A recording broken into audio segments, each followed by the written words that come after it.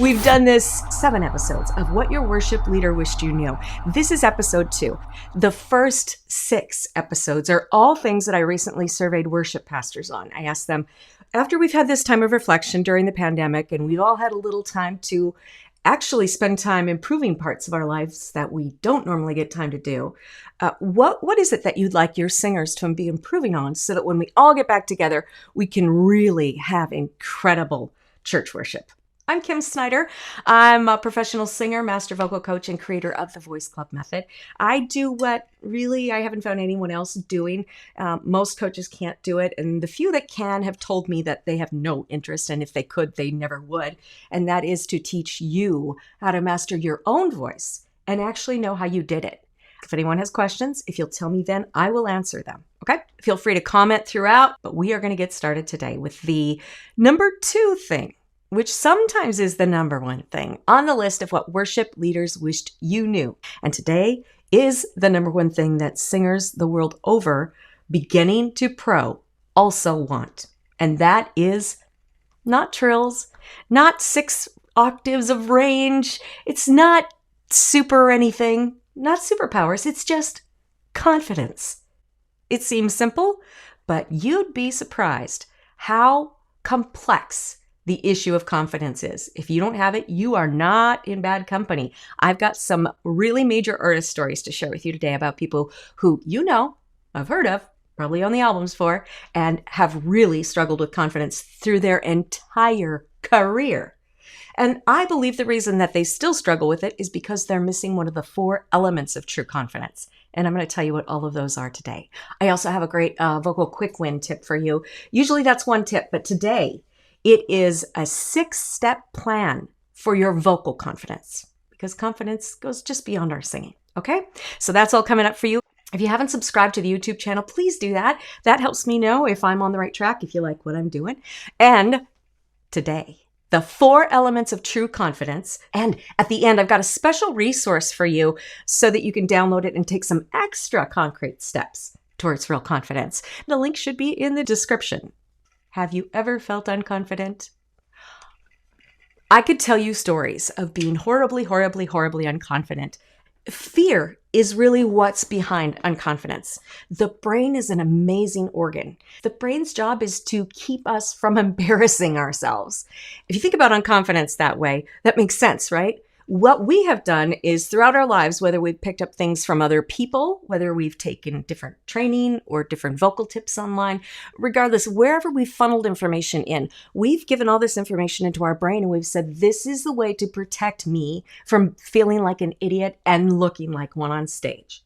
So the brain puts this information in a database and it says, okay, now I'm going to tell you, you have to complete this list of now 1,472,697 things that you've put in there.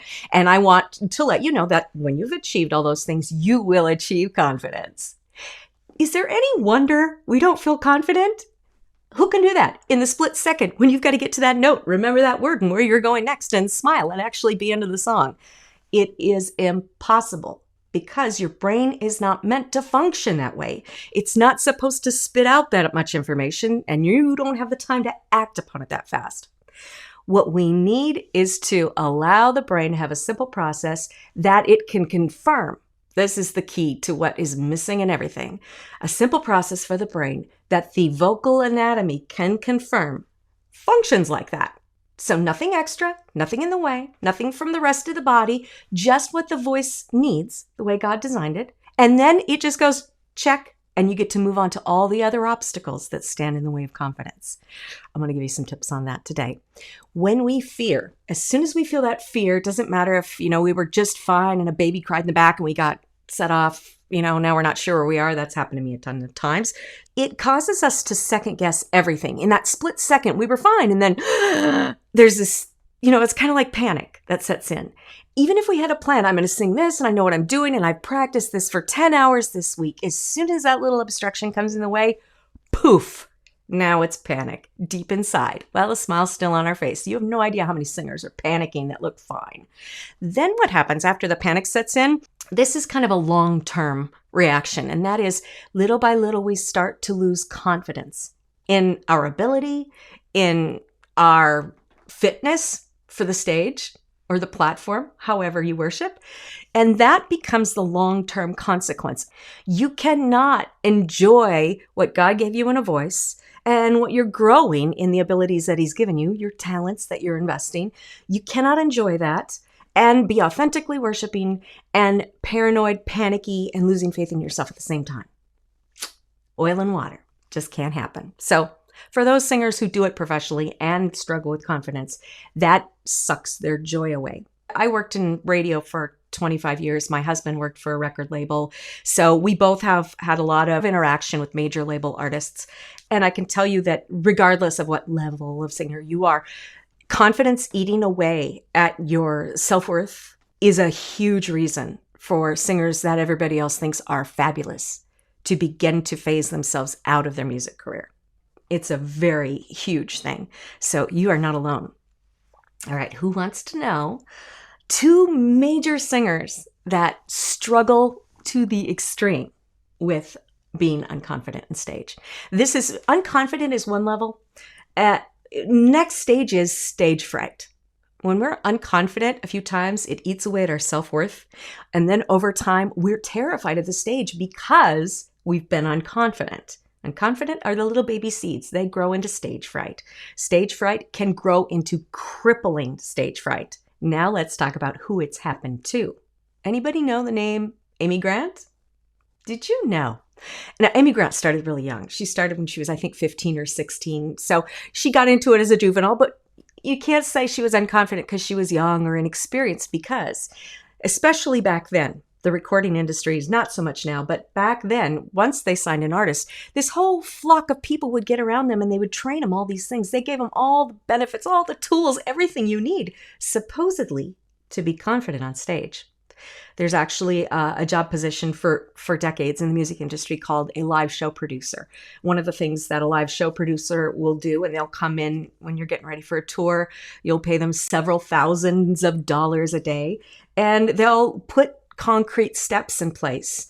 And a part of that is for showmanship, but the other part of that is for confidence for the artist. Did you know that? There are actual job fields to help artists be confident.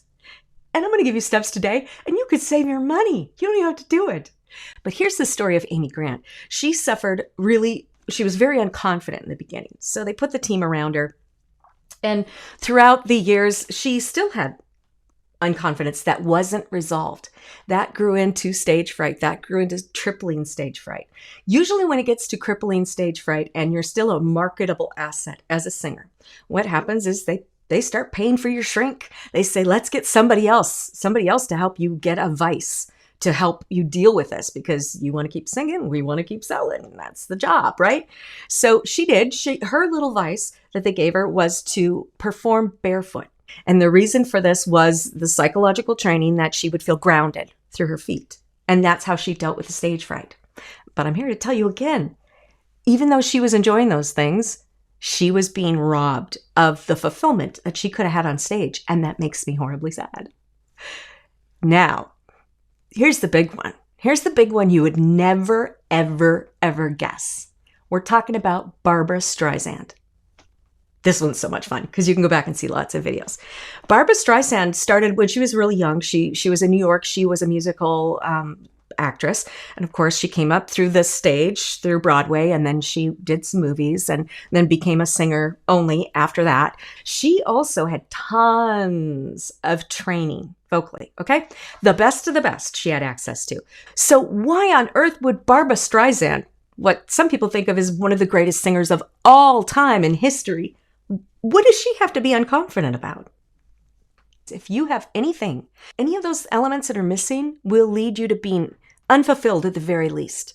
And then that, especially when you're singing a lot, it becomes really irritating. And that grows into unconfidence, and that grows into stage fright, and that grows into crippling stage fright.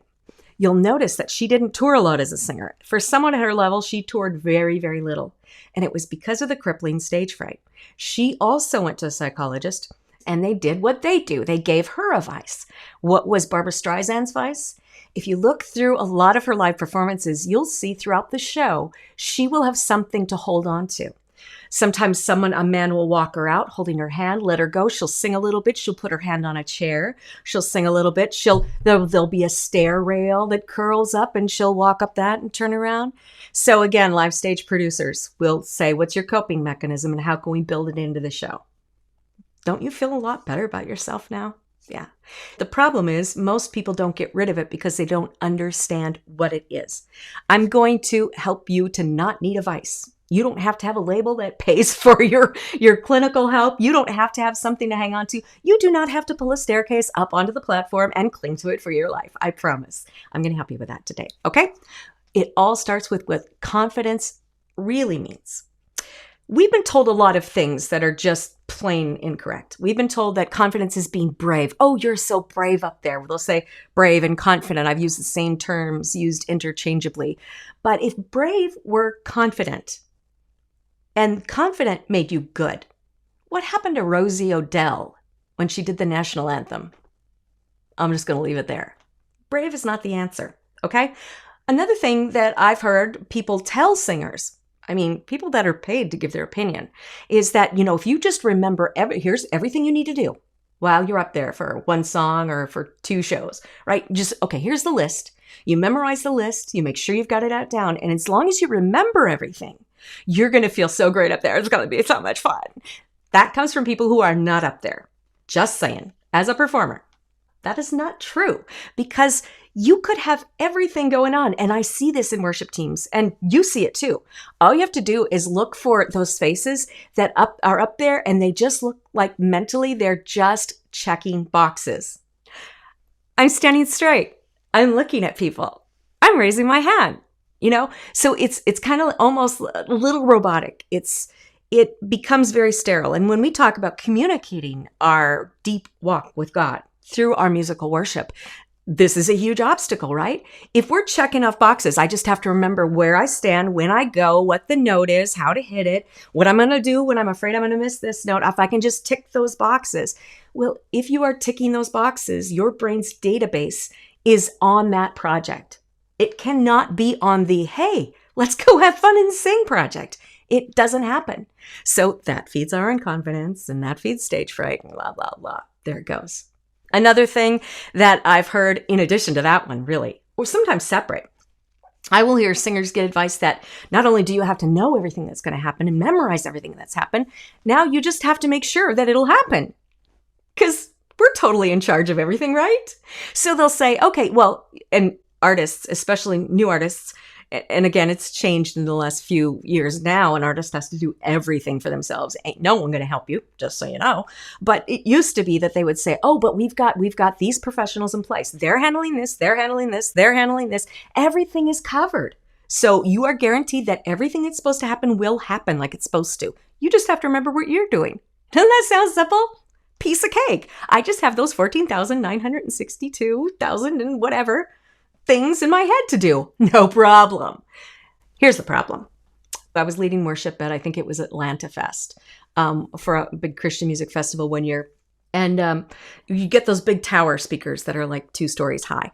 By the way, when you got your little monitors, you think it's hard to hear in a church. I'd rather be in a small church any day than on that stage because you can barely hear your monitors, but you can hear a distinct 2 to 2.5 second slap back from those big towers. That means you can hear 2.5 seconds later how you messed up on that note and then you go, oh no. And then you're already messing up on the next note. It's really intimidating.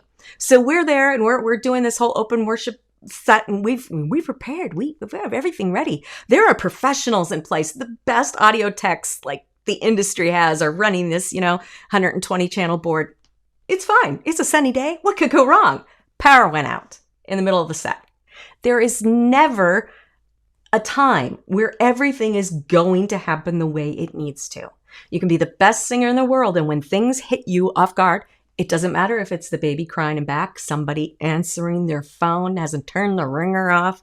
Everything that we can put together, it only takes one unexpected thing to cut your confidence off at the knees, even on a best day. It happens. Unless you can do what it takes to have serious, true confidence. True confidence takes those things into account. Okay, real quick. This really happens a lot to worship singers when things are out of our control. Now, the power has gone out in the middle of a church service and worship for me before too. Things have happened to you like that.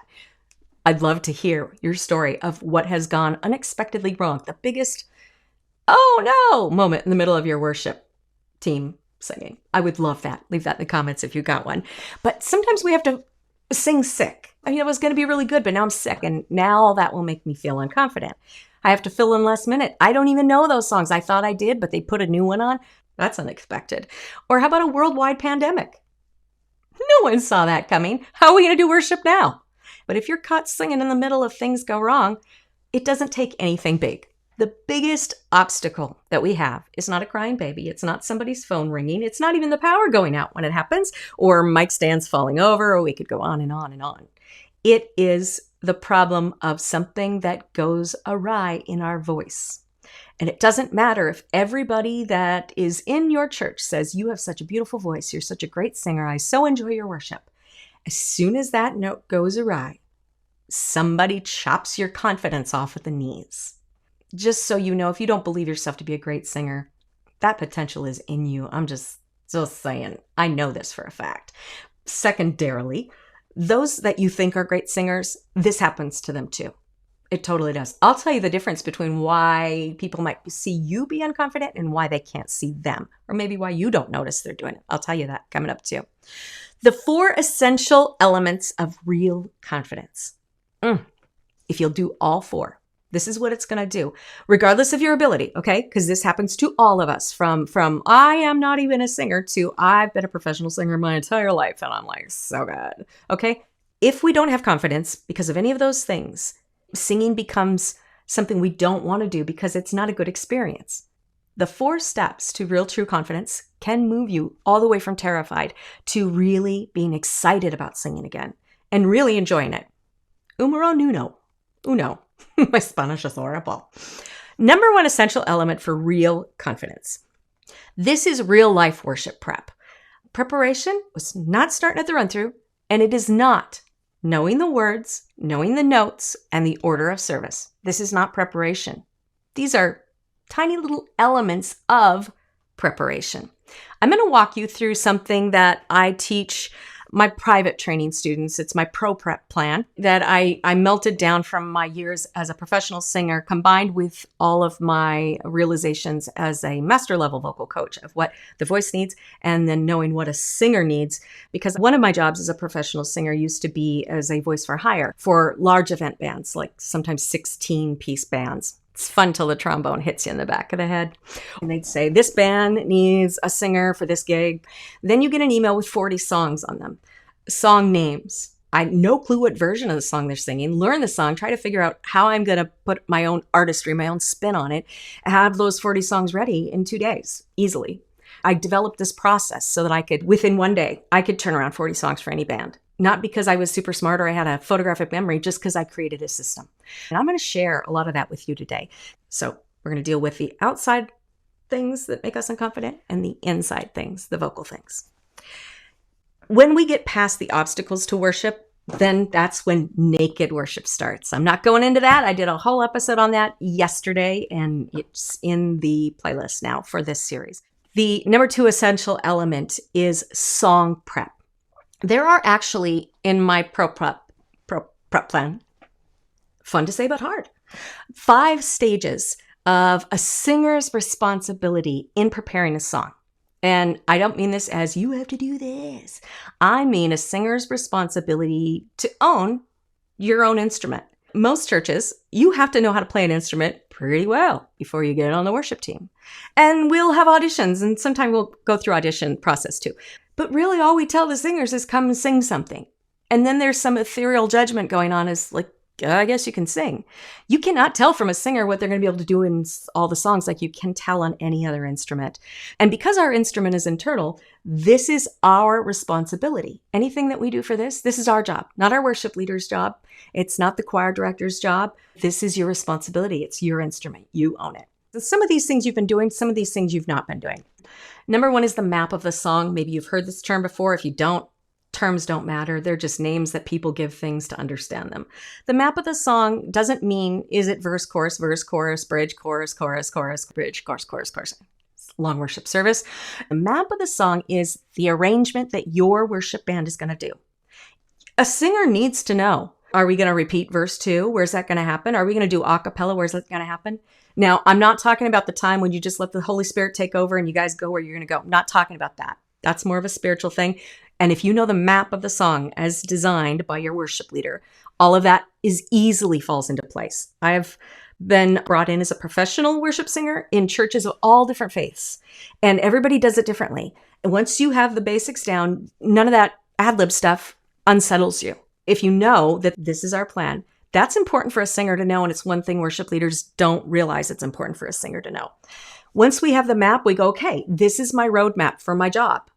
In this service, my job is to sing a certain part, and this is the roadmap, the map of the song.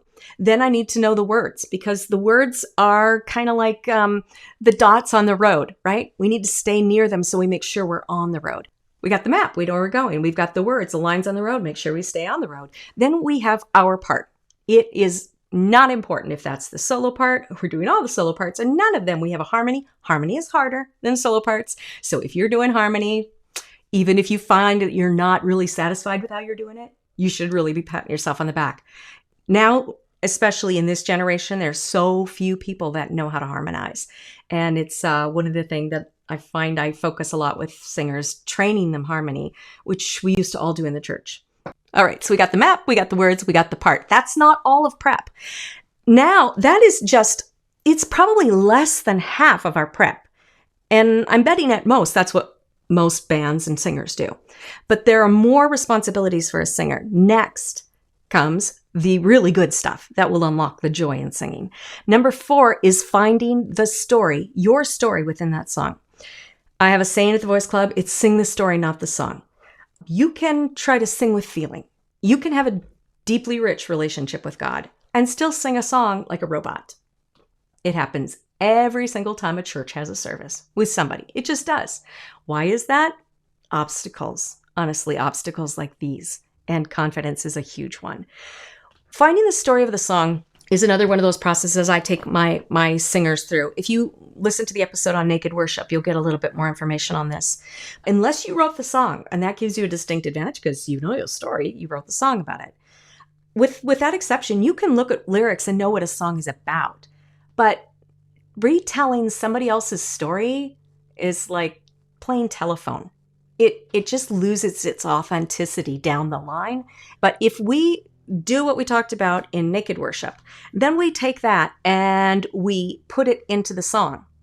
Then it becomes our story, their theme, their idea, but our personal experience. And that is how we connect to people and really bring what we feel authentically and personally with our walk with God to other people. It shows through our face more than it does our voice, so don't feel so bad about your voice. If your face is doing it, the soul forgives the notes. I'm not kidding. You would be surprised.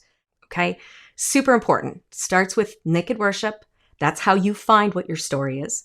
And then you put that story, when you look at those lyrics, doing that will bring the song alive. Not only that, but now you're not repeating and regurgitating something, and repeating somebody else's stuff gets old to us. If it's old to us, that's going to show on our faces, and it'll be old to them before the note hits their ears. 4 is finding your story for the song. 5, the very last thing you do is vocal styling. Now, I find that I'm the only person that differentiates vocal technique, which means your voice's function, from vocal styling, which means your voice's bells and whistles. There's a reason I do this, and it's because of the depth of what I now understand about the anatomy of the voice and knowing functionally that those two things are separate in the anatomical voice. Anything we do technique-wise does not in a lot of teaching, but should be to make the vocal machine run well, and to make so if it's like an old car and you're fixing it up to get it run really well, and then to move it onto a race car, right? So it's the internal work for the machine. Vocal styling is what color paint you choose, if you do fuzzy dice, if you're going to put those low riders in. That's what I need. When I turn 60, I'm going to get one of those.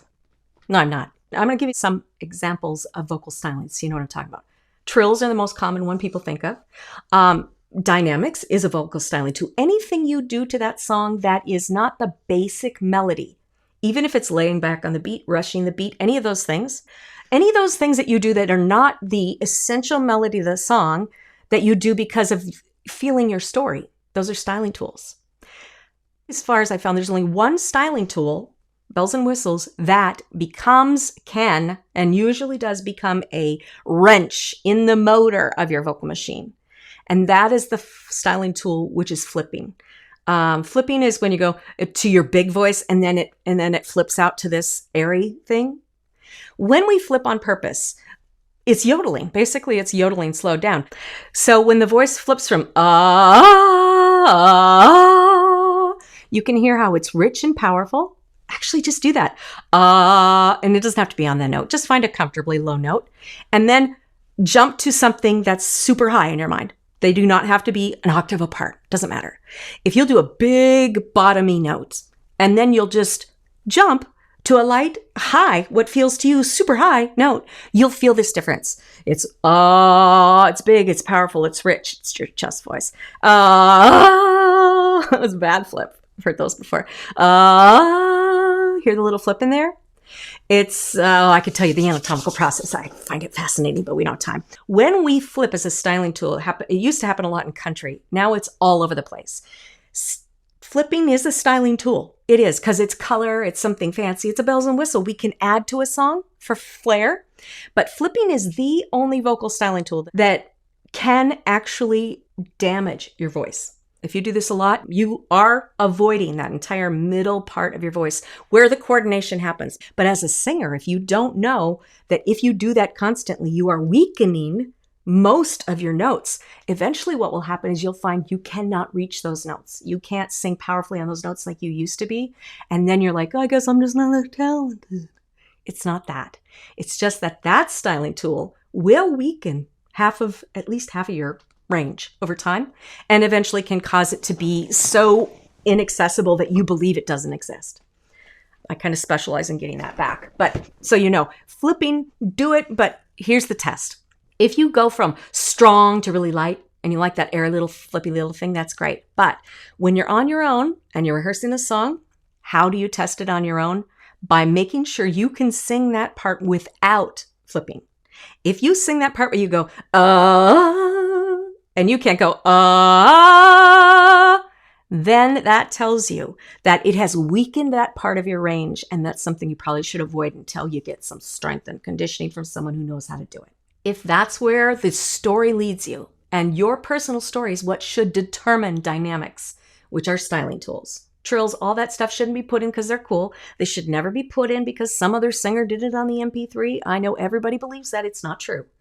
If I bring my personal story in someone else's song, then I am communicating my personal story, my personal walk with God. That's the only thing that's going to connect. And when I tell my personal story and those images and those memories are running through my mind as I'm singing that song that I know the words to and I know the map to, right? I know my part. I know those things. Those are a given. They have to be. Then that experience of remembering my story is going to lead me to want to hang on words, to want to trill off them, to go all over the place. It's going to make me want to go. Have you ever been there? Right? If I just copy someone else's story and go, hey, here's what a guy said about God. It was like this. It started in the beginning. Then I don't have any desire to go anywhere. Then if I do it, it is showboating. I'm just doing it. I'm just doing that because I can. That's not the point of worship. Okay. I will tell you another very important thing about styling in the church. Every church has a different set of rules, whether they think they do or not. Most of them have a set of rules that no one ever knows about. They have a set of feelings that have become to somebody rules. Usually nobody on the worship team. It's usually somebody on the board. But somewhere out there, there is an agreement from somebody, usually higher up in the church, how they want their worship to flow. Do they want bells and whistles all over the place? Just freely go do your thing? Or do they want it more slimmed down, more concise? And you know what? It doesn't matter. It has nothing good or bad to say about any church what they decide. It is a preference for what kind of worship they're doing. But as a singer, in all sorts of different churches, I know that if I were to go sing in my hometown Nazarene church, I'm going to play it pretty safe. I'm going to make it nice, but I'm not going to go all over the place because that is not appropriate to that congregation. However, I got my Assemblies of God's friends, and if I'm going to go sit in on their team, I'm just going to go crazy Aretha Franklin all day long, and it's going to be fun. But it's just whatever is appropriate. So if you're a singer who loves to do those things, and especially as you get tied into bringing your own story into the song, and you'll find that emotion wants to drive you places, here's how you make sure it's appropriate in your church. If you don't know already, you ask your worship leader. Chances are he or she is not going to know. He or she is going to have this look on their face. Like, you're like, this really brings me someplace, and I just feel like I want to do this. What do you think about that? Chances are you're going to get this look. And what does that mean? It doesn't mean, I don't think they should do that. Oh, that would be awful. That's what we think it means. What it means is, oh no, I don't know. Are we allowed to do that? Who makes that decision? Who am I supposed to talk to? That's what that is, right? So when you say, God really leads me to this place, and do you think that's okay? Sometimes they'll say, well, sing it for me. And then you'll give them an example and they'll go, there's nothing wrong with that. But many times when we think we take it personally, because we're artists, right? Our instrument's inside, so it's tied to our feelings. But they'll say, let me get back to you on that. Try not to ever take that personally. That means they'll go ask probably their pastor, and they'll say, is it okay if we do a little bit of this or that? And they won't really know what it means. At some point, someone should ask you to do what you're doing so they can get an idea. Or maybe they'll just be like, yeah, whatever, wherever the Spirit leads you. Then you know that you feel free. I've been in churches where I didn't check ahead of time earlier on, and this is how I learned to do this. If I didn't ask and I'm in the middle of a song and I'm going someplace, there have been split-second disruptions in my own confidence just because I'm thinking, oh no, is that okay? Do they think I get all performy? So this is why, number one, your naked worship drives everything. If it weren't for your naked worship, you wouldn't have your story. If your story wasn't leading your styling, you wouldn't know what kind of things are going to come out of your mouth. So you couldn't go to your worship pastor and or your worship leader and say, what do you think about this? And you wouldn't know how to give them an example of what that is. So it really kind of goes in place. All right, we've got the song, the map, the words, we got the notes. We found our story to communicate. That's powerful, so powerful. Then we've let that story take us some places, vocal styling. Have you ever gotten to that part in your practice where all of those things happen? If you get to that point, when you get to worship, it's just like, yes. It is so dramatically more fulfilling as a singer. And I'm not talking about if you can even hit the notes. No joke. Ready for number 3? Number 3 out of 4. Essential element of real confidence. You're going to love this one. Is to learn to plan how to fail. When we talked about earlier about why we look at some worship singers on some teams, maybe you look at Bethel or, Hillsongs, and you're like, oh, they're so confident, and I'm so not. I want you to know that even I opened for Sonic Flood, and you remember Super Chick or Sonic Flood? When you go through sound check, everybody's setting up, and you kind of get an idea of what they really sound like before they're all polished and everything. But you get to see a lot of things that you don't realize happen normally. So I know this for absolute true because I've watched and done it as a professional on stage. If you have a plan for failure, then when it happens, and it will over and over and over, sometimes in the same song, when we plan for those things, then when something like it happens, we look like we didn't fail. This is why singers can fail without you knowing it. This is why singers can be completely confidence cut off at the knees for a split second or much longer, and you cannot tell. So I want you to know everybody feels it. Different times, different things cause it, but you're not alone. Outside of any other singing your voice can do, worship is so beautifully unique because our purpose in singing everything else is to be good, to be entertaining, even to connect with the audience. That is our goal. But in worship, those are secondary issues. Our primary goal, way out ahead of the rest, our primary goal is to take that naked worship and take the cream off the top, like we talked about in episode 1, and to lay that out for other people so that they can see what your worship looks like. If your story isn't locked in on that song, then all the rest of those things just become additional ticks on boxes that are like, oh, they did that. Oh, they did that. And will people say you're wonderful? Yes, they will. Will people compliment you and say you're a great singer? Sure, they will. But you, I promise, will never taste the fulfillment that is really deeply worshiping authentically through the genre of worship music. What does failure look like? Fear is the first thing. When confidence gets napped at the knees, the first thing that happens is fear, then panic, then self-doubt. So we want to avoid that whole process. Number 4, are you ready? Write it down. Number 4 essential element of real confidence is your vocal condition. I have to go into this one. I left it for last, even though this is the second most important thing after naked worship is your vocal condition. Because if you have a lot of wrenches in your vocal machine, and from my experience working with singers that have sometimes more than one vocal degree, the more education you have, I'd put my money on the more wrenches you have in your engine. There are concrete reasons why 95% of all of the vocal education that you've had access to will put wrenches in your system. And the other 5% will only help some of them come out. And that's inexcusable to me, considering what we know about the rest of the body and what I learned through having my voice destroyed twice. Our biggest source of unconfidence is our vocal condition. This bugged me as a professional singer. This bugged me in the church. And this is a big reason why we feel unconfident. If you ever feel, or if someone has even said to you, you just don't have enough talent, you're just probably not really meant to be a singer. So not true. And I passed this through with the #1 singer's vocal surgeon in the world. And I was scribbling my dry erase board. I said, what about this? I think this. This is what I've discovered. What do you think about this? And he went, And here's what I told him. I said, I believe, based on everything my voice has taught me through repairing my voice, at that time only one time, through a voice ending condition. I said, here's what I believe about what the anatomy can do. So I believe that every singer was born with 3 octaves working perfectly well, and that something happened after they were born to gum the works up so that those octaves aren't working. And he said, what do you mean? And we talked about this. He said, we've never had a chance to study that, but I think it could be very potentially true. I know it's true. I've worked with enough singers. So don't give up on your voice. It's there. It's just full of a bunch of wrenches. And it's like, dude, I can only try to sing through this mess you've put in me. There is hope for everybody. Okay? It's just about how you get the wrenches out of the system and understand what it feels like for your voice to run free like a wild horse. That's what it feels like. Never ridden a wild horse, but I'm guessing it does. By the way, I don't do this series to sell anything to you guys. I'm not trying to get you to sign up for anything. I'm not selling my coaching. I only take up on a couple students at a time. So this is not my goal. I'm just telling you my experience and what I've learned so that it can be helpful to you.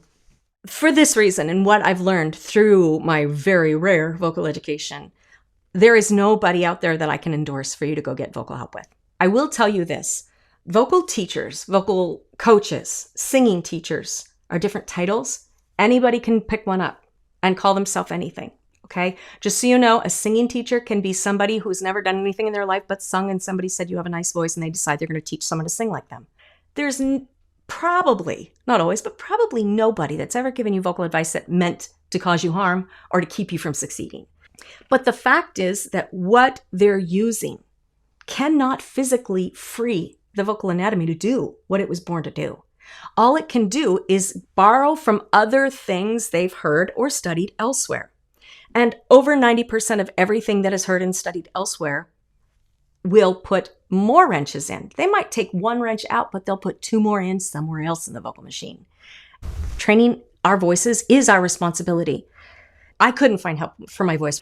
I can't refer you to anybody, but at the end of the day, your voice is your responsibility. So the best we can do is empower you.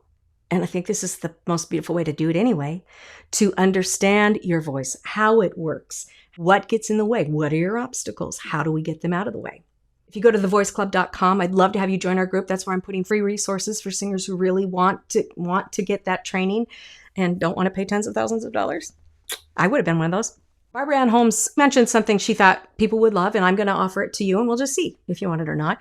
She said, what if we did a group class for 4 weeks, once a week? And everybody just pays $50 and we'll just go through and deep dive our worship singing training, all your obstacles. If you're interested in doing that, then let me know in the comments. If you don't leave a comment, I won't know. I'm happy to serve you in that way. Let me know. Training our voices is our responsibility. It's our machine. It's attached to our body. So we can't wait on someone else to do it. And now that you know the things I've told you, I hope it's made you hate me a little bit, because that means your brain is questioning its database. You pass this to your people who I'd love to sing someday, but I'm not a singer. You are a singer. You are all singers. It was given to you as a gift from God, just like your legs were to run and enjoy. Just like the other parts of our body are meant to do different things that we enjoy. Your voice was meant to sing. You already have everything you physically need to do it. You just have to know what needs to be removed to ungum the system. And if you're unconfident now because of your voice and you're thinking, great, you can't even help me with that, you can't send me to some place because that's like my biggest issue, I want you to know that it is not permanent. That unconfidence that you feel that's just focal, that is not a permanent condition. Stop blaming yourself for that. Stop getting down on yourself for that. That can be fixed. So next time you hear something you don't like, say, yeah, but it doesn't have to be this way forever. Start collecting that information. I don't like it when my voice does what? And I want you to start thinking about your voice this way. My voice is not my person. My voice is not my soul. My voice is a part of my body, just like my toes, right? If my toe gets stubbed and it's all cramped up or my leg goes numb, I don't blame my person. It's still a part of my body, but I say, stupid toe, hurts today. I don't take it personally. Because singing is one of our vehicles for worship, it is deeply personal. We don't worship through our toes. I'm sure somebody's tried it, but I don't want to see that. But because we sing through our voices, it gets very personal. But I'd like you to start separating the anatomy of your voice from your singing worship, because not only is it healthier for your confidence, but it's also extremely important to begin to improve your voice. When we look at our voice as this anatomical machine that it is, that God built, when it does something wrong, that's information. When we talked about planning to fail, this is one of those things. When I'm training students, I love it. I'm like, go out there and fail some more. Matter of fact, fail in my mind is a great thing. That word means something great to me. If you know that there's a solution for the things that are gumming up your system, then every time you fail, you're like, yes! Now, okay, what was it doing? What was I doing when it happened? It's like information for your doctor, but you're going to be the doctor, right? If that doesn't happen, you can't explain anything. My students can come back like, I was singing this, I went in this way, I was trying to do this, but this happened instead. What happened? And then I can tell them exactly, this is what happened because this was in the way. Here's what we needed to remove it. And next time you sing it this way, look out for this.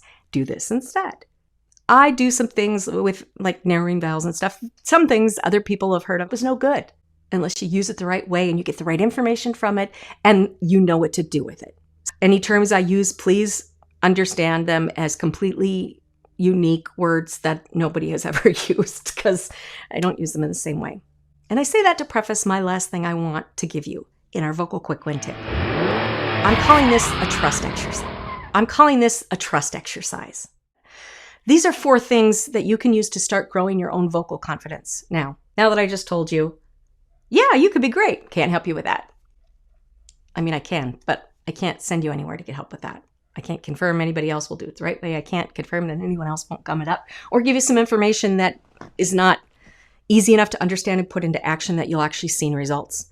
I believe that if I give somebody something to do, not only does it have to solve the problem, but I am responsible to give them a way to test it, to measure it, to be sure that it's working right. Just like you know if your diet is working. Just like you know if that exercise is building muscle or causing strain and damage. We deserve to know that. And anybody that tells you how to sing, first of all, it never takes 6 months if you know what you're doing. It takes less than 10 minutes to make your mind blown. To have your voice switch on and do something it wasn't doing for you. It doesn't take long if you know what you're doing. So if someone says, just trust me, I'm going to tell you, don't. And then I'm going to tell you, just trust me. Because I'm going to ask you to do 4 things based on everything I've learned, every opportunity God has given me. And by opportunity, I mean almost dying 3 times. Vocal dysphonia, never talk again. recovering my voice miraculously through his help and the learning how my anatomy run, only to have another surgeon slice through my vocal cord and all the way through the vocal muscle, completely ending my voice again, only to have the best specialists in the world tell me I'll never speak again. Those are my opportunities, because at the end of that, I learned some stuff that nobody else has had an opportunity to even study medically. I know this because I asked the top surgeon. Based on what I know will work for your voice, and if I had you in a session, I would prove it to you. Since I can't, I'm going to ask you to trust me, and I'm going to ask you to do these 4 things, because these 4 things alone will help to start slowly removing some of the biggest wrenches from your voice. But it ain't going to be easy, because everybody else is going to tell you to do these things, and I'm going to tell you, stop it. If you'll trust me and you'll do all 4 of these things, you will start to see some benefit in your voice. Number 1 is to stop worrying about breath support.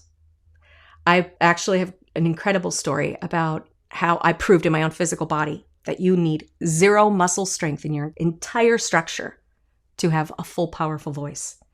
If I hadn't seen it, if I hadn't experienced it, I wouldn't have believed it. But I know it, and I've taught it to singers since. Breath support is not something you need to think about. It's not a box you need to tick. Nothing. Trust me. Say, oh, I gotta take a big... No, I'm not worrying about that again. I'm just putting that one away. Okay, put it in a suitcase, in a dark closet, in a creepy house that you don't want to go to. The second thing I want you to stop is thinking about your posture. When you stand up there and you're like, oh, I'm not standing. I don't have my shoulders back enough. My chin isn't in the right place. My ribs, my butt. You shouldn't think about your butt in church anyway. Come on. Your posture is not in the vocal anatomy. It doesn't run the machine. When you start thinking about your posture, go, oh, tuck it away in that suitcase, in that creepy attic of that creepy house. Okay? The next thing you need to put in that suitcase in that creepy house is focusing on where the sound goes. Is the sound resonating in the mass? Do I feel it in my pharyngeal area? Stop it. It's not important. It's not any of the things your voice needs to do what it was made to do. It's not on the list.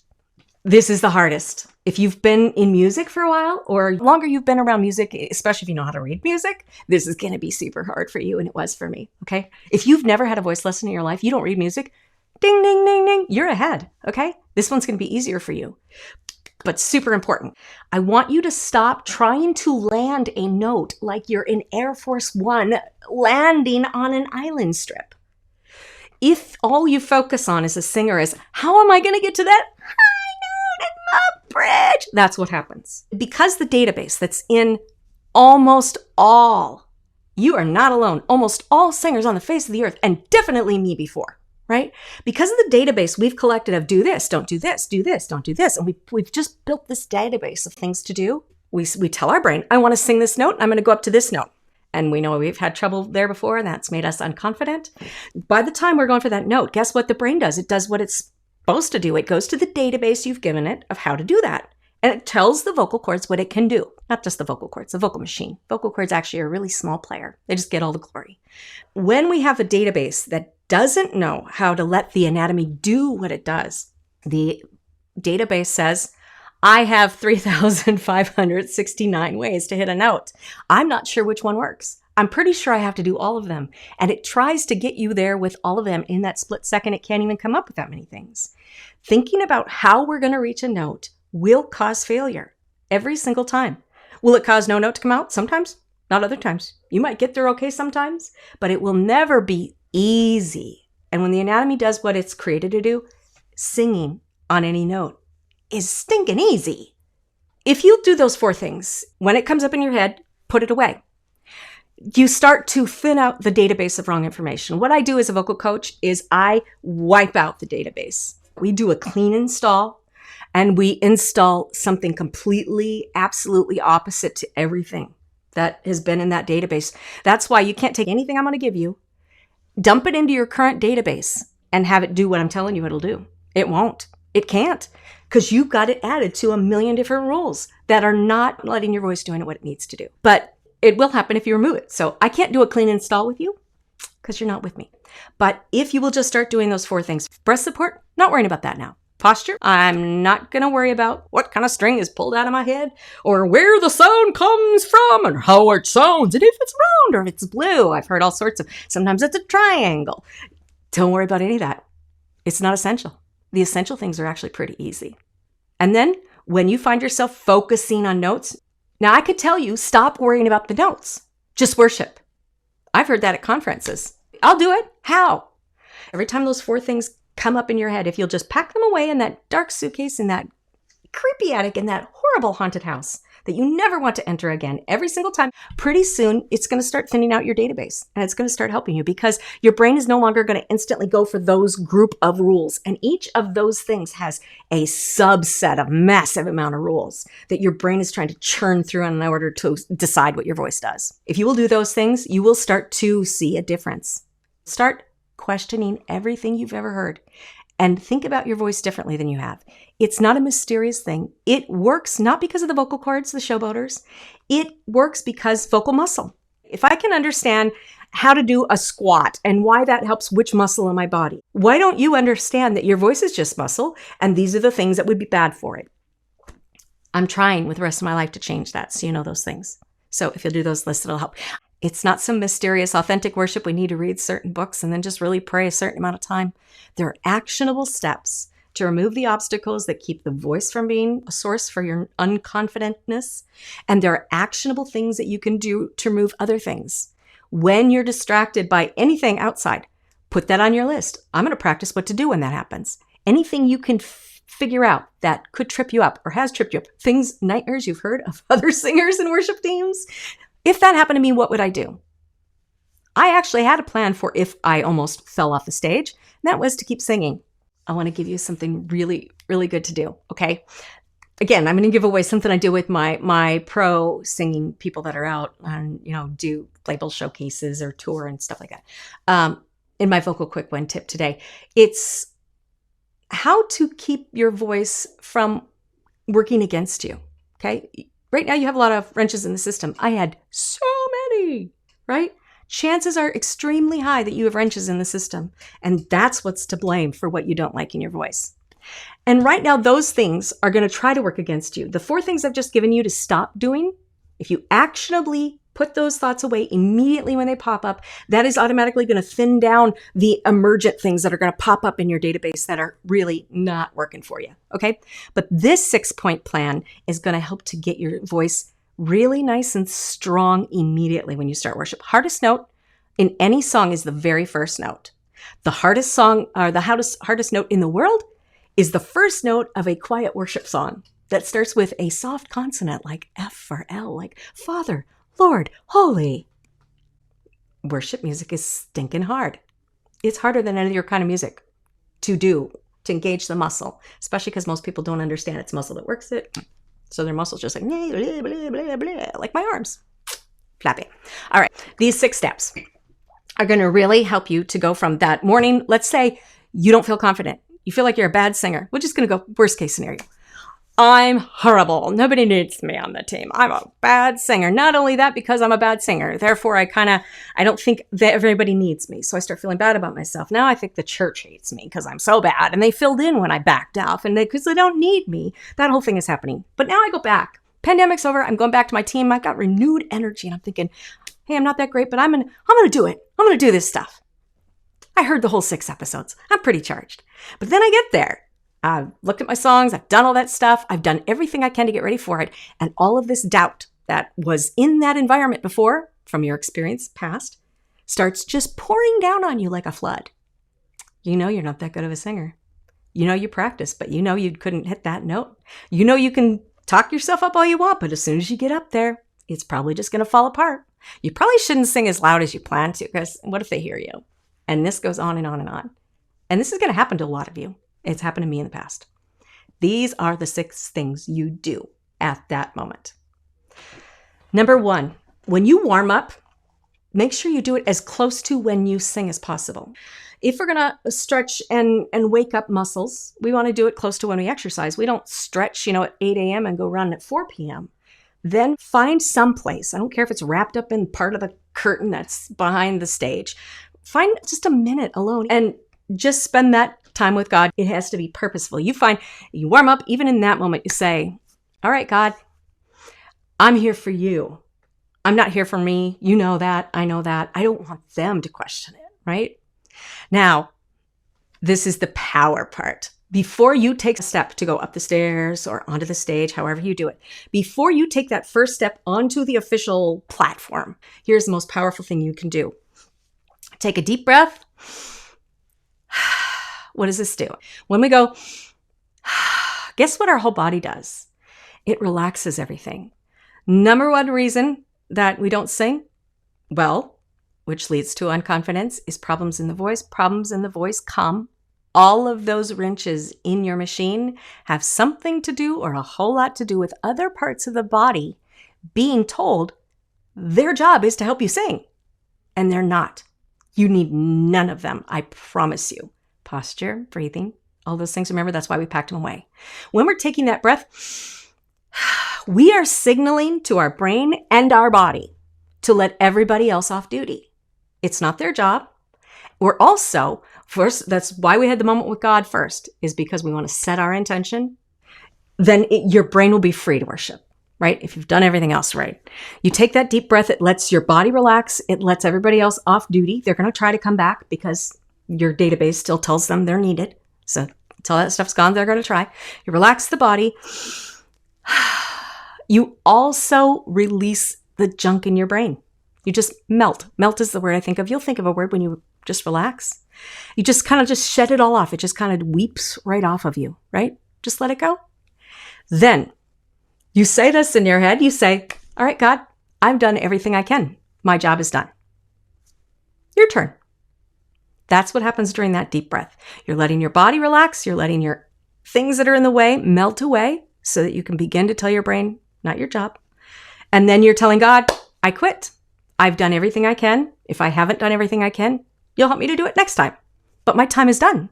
When my foot hits that first step, my time is over. Me time is over. Now it's God time. And when I take that step, this is the beginning of my offering. And then when you take that step, take one huge purposeful step. This is not just a huge confidence builder, which it is. But when you take a confidence step, like, oh, I am the ruler, I'm the president, take on the stage, you own this place. When you take a powerful step like that, it's going to help your vocal muscle because muscle enacts muscle. When the muscle in our legs, which is a huge muscle, so this is a great one to enact, when we take that huge muscle and we go with purpose, then all your vocal muscle, which has been warmed up recently, goes, yes, let's wake up, let's do this. So anatomically, it's really good for you. Not only that, but it instantly brings on your confidence. You've just let go of everything that's your responsibility. It's no longer my job. I'm just out here to lay the offering on. That's all I got to do. Why would you be worried about that, right? And anything that goes wrong, you don't let your brain wrap around it during a song. You have to choose, and it's a constant choice. Sometimes still happens to me. They come up and I go, not now. Sorry. So do that with those things that go wrong, that you feel go wrong while you're singing. The reason we don't want to broadcast our unconfidence, which is going to happen on our faces, it will come through unless you're getting in the habit of just not now, not now, not now. Deal with that later. It's not time. It's not time. I'm just got to lay this thing down here. That's all I'm doing here. If you'll do that, it won't distract other people from their worship. And that is the whole point of worshiping as a singer in front of other people. It's to bring our depth of worship through our story of the song we're singing and then letting people connect to that. As soon as our face goes to, oh, what am I going to do about that? That was awful. Did they hear that? As soon as our mind spends more than a fraction of a second on that, we have closed the window in front of the view screen for those people watching us. And that's a disservice to them. Okay, one more thing after you do this. Once you get up there, one last step. Find kind eyes. I used to tell people a long time ago to look at the tops of their heads because it looks like you're looking at them, and it does. And that works in other places, but I never recommend that for worship. Are you ministering to people's hair? Because some people don't have any, right? We are ministering to people by telling our story. It should be deeply personal, as we talked about in episode 1. And the way we make ourselves feel more comfortable so that we don't feel unconfident in looking at people, which is awkward. Let's just be honest. It's awkward. The smaller church you have, just so you know, you are power singers because the hardest audience in the entire world to sing in front of is one person. The easiest audience is an audience of, anything over 600, but 100,000, all you see is little blips. It's easy. That's why it's so fun. I want to be on a big stage because I don't have to look at people. Well, worship is supposed to be to people directly, telling your story to people. So find kind eyes and your confidence level will really rise. I always look for a grandparent because they love everybody, right? They imagine you're their child or grandchild, whatever. Find the kind eyes. And when you're looking at people, you look back and forth. But when you settle on eyes, settle on the kind eyes. They will encourage you, just the kind eyes. And I want to encourage you when you're not on team, be the kind eyes for everybody on team. You'll find that other singers, even though I haven't given them this tip, they will find you. They will find the people they look like. Am I doing okay? So be the kind eyes for other singers. You can help them without even saying a word. And it's just a beautiful thing to be able to do. All right. I hope that's really helpful for you guys. I did put together an additional resource for you because there's just so stinking much that goes into removing problems for confidence. Some of them are tech issues. And I'm very fortunate to have a background as an audio producer. So I've learned some really good tips about how to communicate with your tech people, how to stand up for what you need as a singer, and how to make your tech make it easier for you to sing. You can actually make singing a lot easier by just setting your mic the right way. Almost nobody in the world does it. It makes a huge difference. It's in that downloadable ebook. It's in the description. If you haven't already seen the first episode, make sure you catch that. Everything else is going to be based on Naked Worship, which is episode 1. Next time, I'm going to be talking about something else on stage that you really need to be bringing. And now, if I'm not live right now and you're watching, leave your questions in the comments. I promise if I don't answer them in one of these episodes during the series, I will answer them in a video. That's my whole purpose of being here, is to answer questions and to help you with whatever you're wondering about. Your starts are the worst. We talked about the hardest note in the world to sing is the beginning of a worship note. The hardest song in the whole world for a worship singer to sing. Anything that starts with soft consonants and starts soft. But here's the worst one in the whole world. Now, I'm a hymn lover, okay? But this is the hardest song to sing. Holy, holy, holy, Lord God Almighty. Why? The machine, okay? What runs the vocal machine? Muscle. 2 groups of muscle that have to work together, right? When these 2 groups of muscle, and they're on the outsides. So here's your vocal cords. They thin and they zip. That's what they do, okay? Vocal muscles are on the outside of that. Vocal cords they do what the muscles make them do. They zip up, thin out, they get big, and they open up. That's why bottom notes feel meaty, kind of like your hands are thicker at the bottom, right? So, okay. Well, we talked about, too, why the middle of our range is most of us is missing or is not always there or kind of is funky and clunky, and why flipping is bad and makes that worse. Even if you're a power singer, I was a power singer before I sang correctly. And this was my nemesis. Any song that started light and worshipfully, and I never knew why. I was like, I can sing big, but I can't sing soft. I'm just not good at that. It's not true. It's just I wasn't doing it right. That's all it was. So we're going to use holy, holy, holy as an example. Muscle has to close the cords to resist the air. That's what makes sound. It's not the air that makes sound. Air does air. Air comes through the windpipe. The air is just a secondary thing. It's there, just like the vocal cords. They're there. The muscle is what does the work. Now, the muscle has to close the cords. The cords resist the air, and that's what creates sound. You can feel the muscles going. Try it. Go. Right? You're like, I am powerful. Right? That if you do the biggest, just go. You can feel that muscle closing those cords. That's what it's doing. To resist the air, to make the sound. Do this. Go. Not a lot of power in that, right? But go. You're a power machine, right? Okay. What happens when we have a soft consonant, especially in H? H is your enemy. Just letting you know that. H is all over in worship, and H is your enemy because when we say an H or a soft consonant to some degree, the vocal muscles have to back open. Now, if your muscles don't work like a Ferrari engine and they don't know how to make sure the engine's running while that H happens, what happens is they back off too much. Inevitably, they back off too much. And that causes vocal instability, or I call an ugly start note. That's what the result is. I'm going to give you an example. And you've heard some tips probably someplace like this, but again, I'm asking you to not compare what I'm giving you or add it on to anything you've heard anywhere else, because though some people have done some things, the approach may begin the same, but the purpose and the steps are not at all in common. So I just begging you to keep that in mind. Okay, so holy, holy, holy. That's how I used to sing my worshipful things. Even high. Holy, holy, holy. I run out of air every time I sing. Anyone? I just run out of breath. I just need a bigger breath. I just need more breath support. Maybe I need to squeeze my butt and I don't have enough muscle in my butt to do it. I've heard that. I've been told that. Well, you just need to, you're not squeezing your butt enough. I didn't know my vocal cords were in my butt. Well, we know they're not, right? What's the problem there? The problem is the vocal muscle went on vacation. Who's responsible to make all our notes solid and stable and show up? Vocal muscle. So when we have soft consonants, especially in H, if your vocal muscle isn't trained to handle an H and do it well, it's going to just go off duty. And the rest of your body is going to try to jump in and make it. And guess what happens there? Air says, well, what are we going to do? It's vocal muscle's job and he didn't even show up. What are we going to do? I guess I can try. That's where the myth of the big breath comes from.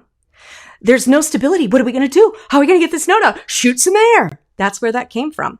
Way before science was a thing. Just saying.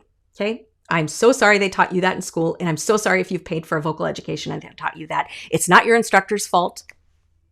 It's everybody who provides the information, not updating anything. No one cares. No one's curious. They think they got it.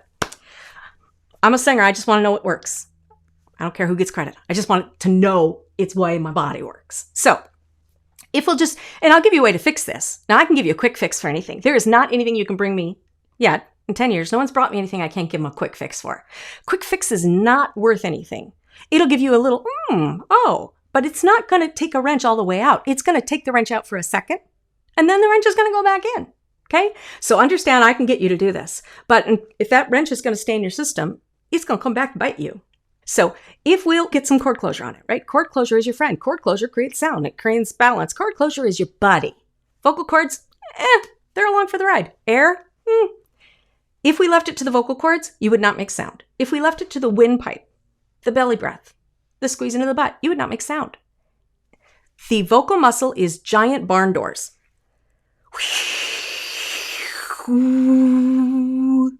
That's the difference, okay? So is open windstorm. We want to close those doors. So we can just put a tiny little, sometimes I call this a tiny whiny. If you do a full-on vocal fry, some people think they're being too sexy in church, right? Can't have that. There's a way to do vocal fry in church and have it completely appropriate, by the way. Okay, so we just go, instead of holy, first, while you're watching this, I want you to do a big H. Holy, holy, holy. Holy, holy, holy. Let the H drive it. Go ahead. Try it, okay? You know you're out of breath. You know you can feel it in your lungs. You're like, I must need better breath support. Now, if I will help you close your vocal cords on that, and I just say, I want you to put a little on it. Now, if I told you to do that, you'd go, oh, they would fight each other. Because right now the H is winning. That's what you've told your brain to tell your vocal cords. That's the information it's sending through. So first, we'll say, let's remove the H issue altogether. And I want you to go, holy, holy, holy. Now, I've been doing this a really long time. It's not going to sound like that probably. Did not sound like that for me when I started figuring this out, okay? Being able to make creaky, whiny sounds is your friend. So go ahead and whine back to all your children who whine at you. Just replicate that because you'll get comfort level with that. Just saying, you can whine at your spouse. Crying, oh, I need to eat this. I want it now. Oh, I need a diamond necklace. That doesn't work for me, but maybe it works for you, okay? Being able to make those weird, uncomfortable, not things we usually use sounds will actually make it much more comfortable for you to do this in soft songs. Now, once you can get that little squeak going, and then once the squeak is solid, we can put a little H in, and then we can go, holy, holy, holy, Lord God Almighty. Here's what'll happen when that happens. You'll be like, I might be a power singer if you weren't. The other thing that happens is, wait a minute, I lost breath after the first word before, but now I could sing like 2-3 lines of this. I find that when you're not sure, hold a note. The basic instinct is going to tell you to get off the note, get out of there. We don't know where we're going. Stop. Don't. As a singer, the best way to fail graciously is to hold the note. And then if you're not sure that the note sounds lovely, you go like this, ah. You just slowly back off, and the ugly part is never heard. You know you didn't get where you were going, but then you go, I'm going to work on that. I'm going to plan to feel for that. I'm going to give you a bonus tip. The number one way to thrill any crowd. Now, the job at church is not to thrill a crowd, right? But just in case you do some singing outside of church. The number one way to thrill any crowd requires almost no ability. It's to hold a stinking note. It doesn't have to be a hard note, doesn't have to be a high note, doesn't even have to be a powerful, powerful note. If you hold a note more than they expect, they're like, ah. I was like, really? Because I worked hard to do other things and it's a hold note? Really? You're impressed by the hold note? Anyway, hold notes are fun. Try it sometime when you're out with your friends singing or whatever vocal stuff you do. People are just crazy impressed. And the more that you get a little wimpy little all the way to a before that, our Father falls apart. But if we go ignore the F until you get it good. Father, not our Father. If you stop and say Father, you don't say Father, but we sing Father. So when you stop and go, Father, how do I sing that?